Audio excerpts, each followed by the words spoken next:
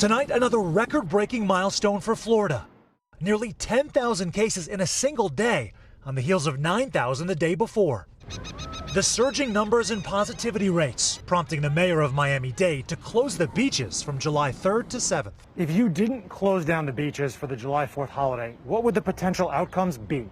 Well, look, what we've seen in other holidays like Memorial Day, 2 weeks later we see a spike. And so this was something to stop that.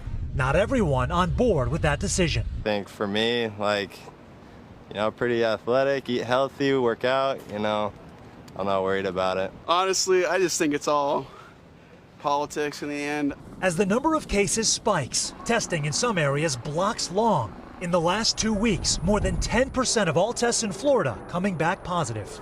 With young people in particular driving those higher rates, Governor Ron DeSantis ordered bars across the state shut down, bar owners breaking the news to patrons.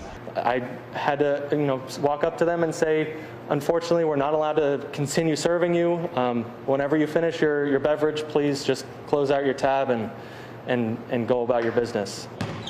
Florida also a potential liability for professional sports. The NBA preparing to return in Orlando next month. The league announcing it's tested around 300 players and 16 have COVID-19, though they'll be isolated and have to test negative twice in more than 24 hours to return.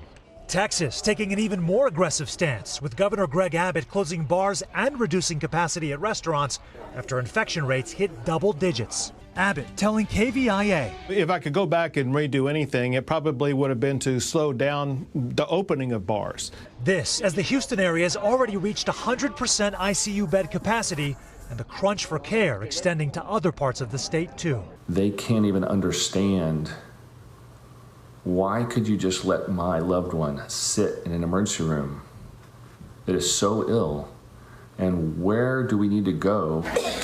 For families impacted by Texas immigration detention centers, a judge ordering children held for more than 20 days must be released by the middle of next month, describing conditions in those facilities as on fire with COVID. A virus invading all areas of society, forcing new and immediate action with human life hanging in the balance. And Sam joins us now from Miami Beach. Sam, what happens if cases continue to surge in Florida?